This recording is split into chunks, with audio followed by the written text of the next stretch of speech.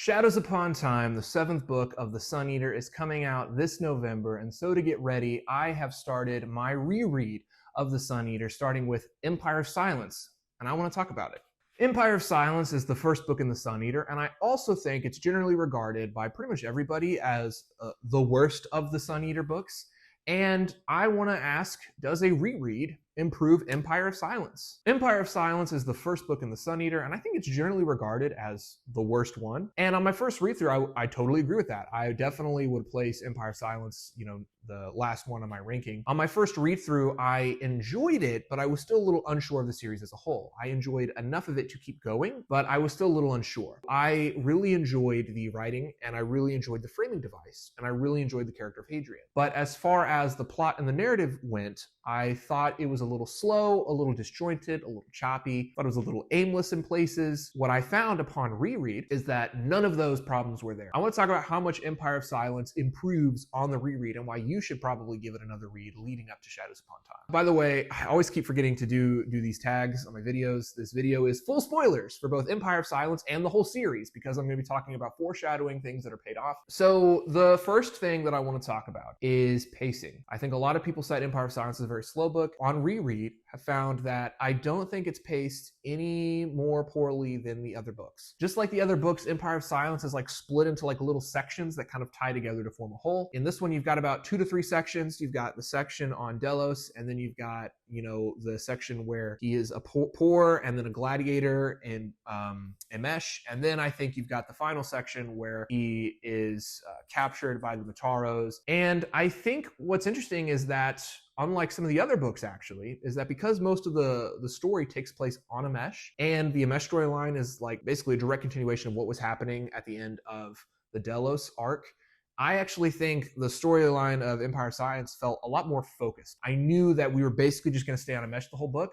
I actually found this a lot more self-contained than sometimes some of the other books get. So like, for instance, Demon in White is a great book. And even though the events do connect, sometimes the like 5 different little arcs in that book can feel a little disconnected. Whereas Empire of Silence, it's Delos to Emesh, and like that's it. So it felt the pacing felt more, the storyline felt more contained in that sense. Especially, I would like to say, the chapters felt more intentional. When you're not really sure what the book is about or what the scope of the series is, and you're reading Empire of Silence, what's very interesting is like every 3 or 4 chapters, like something new is happening, some new storyline or new idea or new concept. And it was very disorienting for the first time, right? Because I wasn't quite sure what is the point of all these things? Is this chapter that I'm reading, is this for character development? Is it for plot development?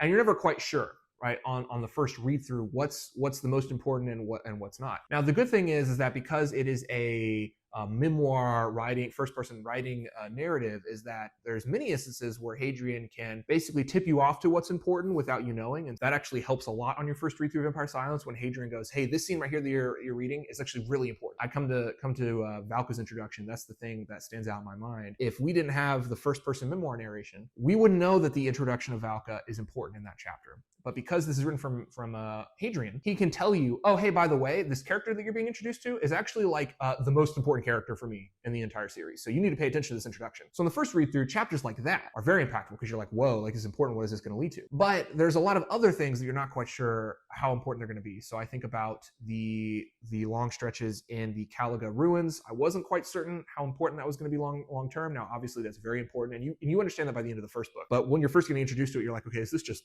world building stuff to show how bad the Chantry is? Or is this going to be like important? Turns out it's obviously very important. Like Hadrian and Kat in the streets of Emesh. And while I know listening to interviews that this section was kind of beefed up and added in, I think like in the editing process, what I love about this is that he seeds things in there, like stories about Vorgosos and Karn-Sagara, which is going to be important later. So what's interesting is that like in each of these areas, the storylines feels more intentional. And on reread, you realize, oh, like this is here because this is going to be a payoff later. And so you can kind of like, you can totally see, oh, this is why this chapter is here. This is why we needed this moment. And so what I found while rereading is that I was invested in every single chapter. I felt like there was no wasted space, because Christopher's always doing something, right? He's always planting a seed or setting something up or, telling you something important. I also think as far as character development goes, I think this one is really underrated. What I love about The Sun Eater in general is obviously I love the difference between older Hadrian and younger Hadrian. The writer, the narrator Hadrian, musing on the story that he's writing while he's writing it. So there's always two Hadrians that you're reading about. And so in that sense, you're always getting like double character development for Hadrian, because you're getting the character development of the story that he's going through. You know where Hadrian as a character is going to end up. And so what's funny is like when people talk about the writing, they say the prose is pretty, and it is. The reason it's good is because the writing style itself informs you about the kind of character that older Hadrian is. The way that he chooses which events to focus in on, which events to not focus in on, the way he decides to, I'm going to spend this moment to have like a long section writing about philosophy, that informs you about how he feels about this particular event. What I love about, and this is through the entire series, that you're always getting this double view of Hadrian, these like two different Hadrians, which gives you a more well-rounded view of Hadrian as a whole. And in Empire of Silence, the gap between the young Hadrian and the old Hadrian is never more wide than it is in book one specifically, because in book one, he's basically like a teenager. And we know that he's going to be like stinging 1,000 years old or something by the time he writes his story on Colchis. So because that gap is so wide, the character of Hadrian is so much more interesting in book one, because as that gap gets closer and closer and closer, I'm not saying Hadrian is never like interesting when you get to those books. I'm just saying it's almost more interesting to see such a difference between where Hadrian is in Empire of Silence and where Hadrian is at the end of Shadows Upon Time. I found Empire of Silence an absolute joy to reread because I love seeing the difference between the two different Hadrians. Mostly because Hadrian is kind of an absolute tool in book one because he's young and he's arrogant. I love the moments where older Hadrian is like, I'm basically being an idiot here, and I'm sorry, this is kind of really cringy to me, but I have to relive this because it's an important part of the story. I don't like it any more than you do, but I gotta write it down. I love that stuff. One of my problems that I had with The Name of the Wind when I read it is that I felt like Old Quoth is not much more different than Young Quoth. And I read Name of the Wind after Sun Eater, so I kept comparing it probably unfairly, but I just remember thinking this is an element of Sun Eater that I didn't appreciate until I read another first-person narration. And it's the same thing with even when I read the Farseer trilogy. Farseer trilogy and Name of the Wind are both like first-person memoirs, but I like that Rocchio takes advantage of the device here and uses it as an opportunity to develop the character who's writing the story in addition to the character in the story. I feel like the Farseer trilogy and Name of the Wind don't really do that. That's what makes the Sun Eater so cool and fun to read. And some of the other memoir style books I've read, that's not really what they do. They kind of use it as just a device so they can get to the story. Another cool thing is that the foreshadowing in Empire of Silence is really cool. So one of my favorite things that Hadrian does while he's writing is he'll just drop little hints about what's going to come future in the story. It gets you really excited to see, whoa, what does that mean? And a lot of times you can tell, oh, this is like a cool, like offhand remark about something that's going to happen in the future. Like he mentions Valka a lot in the beginning of the book before she shows up, which is pretty cool. And that's obviously going to be paid off, in this book. But also something I've noticed is that there are some offhand comments that he makes that when you're reading it for the first time, either you don't understand it or you think, oh, this is just him. He's writing a story and he's just making some comment about some guy he knows. Or he mentions some like weird event and you're like, I don't really know what to feel. I don't really know what that means. But what, Hadrian's just being dramatic, right? But no, these are actually like really cool foreshadowing moments. So like, for instance, I think there's a moment at the end of chapter 9 where he's explaining something and the final line of the chapter is he says, I was old and then young again before I understood. That line absolutely blew my mind reading it through this time, because I remember thinking when I got to Disquiet Gods, and there's the moment where the quiet makes Hadrian young again, where I remember thinking, that seems kind of like a weird direction to take the story. I remember thinking, man, like, I don't know how I feel about that. Was this always the plan?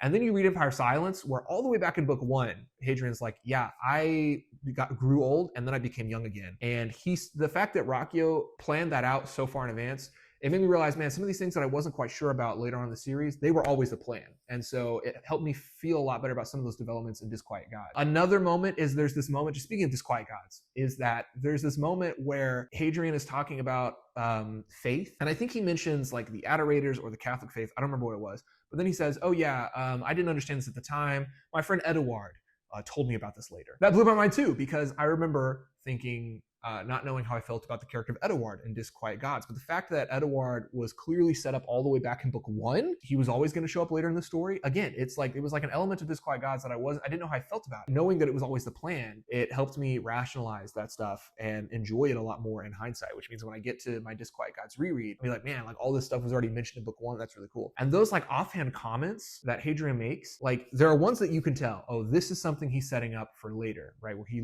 explicitly says like, oh yeah, Basander Lin, we're going to become enemies and then friends later. And you're like, woo, okay, I can't wait to see that. And then there's some that are just subtle offhand comments that you don't understand, like are so offhand that you kind of just skip over them and you forget about them. And then you reread it and you're like, whoa, like all these comments are right here and I didn't even realize it the whole time. And they're sprinkled all throughout Empire of Silence, and it really makes the whole story feel so cohesive. I still think there are some flaws present in Empire of Silence though, and my biggest thing is that I feel like I wish the section where Hadrian becomes a gladiator was a little bit longer. Basically the way it stands, he signs up to be a Myrmidon. He has one chapter like right before he fights in the arena for the first time.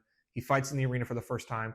Boom, hard cut to I've been fighting for almost a year. Because the characters in the arena, the friends that he makes, Switch, Polino, Alara, Siren, because those characters become so important and they form the Red Company, I feel like they should have gotten a little bit more time in this first book. And they're obviously very important for Howling Dark and Demon in White and Kingdoms of Death especially. And I wish more time had been set with those characters, because even just rereading it, I remember thinking, oh cool, I'm excited to hang out with young Polino and Switch again, and we don't really get a lot of time with them. But maybe just like an extra chapter or two where he's bonding with them, I think I would have appreciated that, even on the reread. Even though I know these characters are important and I have all this extra context of what they're going to do later, I still wish we had a little bit more time in this first book. Maybe that's it. Maybe that's the only thing I don't like about Empire of Silence, actually. Because I actually, on reread, pretty much liked the whole thing. And I read it in like 5 days. I like tore through it this first time. Or the second time. The first time I read it, I think it took me like 2 or 3 weeks. And this time I absolutely tore through it because I was just having an absolute blast. Maybe, okay, if I were to pick out like a second thing, maybe because the book is so long, I feel like even though Raccio set up Carnsegara and Vorgosos and like teased about him throughout the first half of the book, I feel like there should have been another reinforcement of Carnsegara and Vorgosos before Uvenari reveals it at the end of the book, because I feel like there's like a big gap between the last time we hear about Vorgosos and when we hear it at the end of the book. I remember the first time I did not remember at all that Vorgosos was mentioned earlier in the book.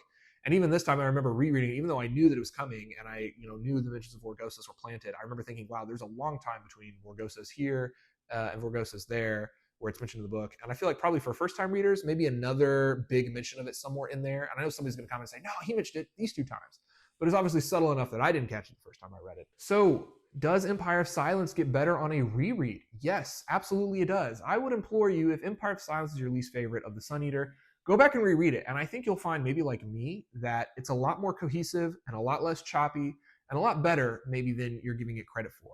I know that it was the one that was messed with the most in editing because it was Raccio's first book, and I can still see some of those elements in there. But to be honest, like I feel like later on, Raccio does such a good job of taking in all these elements throughout this first book that the first book feels essential, it feels cohesive, it feels much better paced, and the foreshadowing is way bigger than I thought on the first read. And so for that instance, I think Empire of Silence is definitely a great book. I would place it happily alongside the other books. I know that the consensus is that it's like on the bottom pretty handily, and I don't think I agree with that anymore. I think it's really cool, especially because the character development with Hadrian, some of the most interesting in this one because of the gap between older Hadrian and younger Hadrian. So for all those reasons, I think Empire of Silence is great. I think it's worth a second read. I think you'll find that it improves quite a bit if you were to take a second look.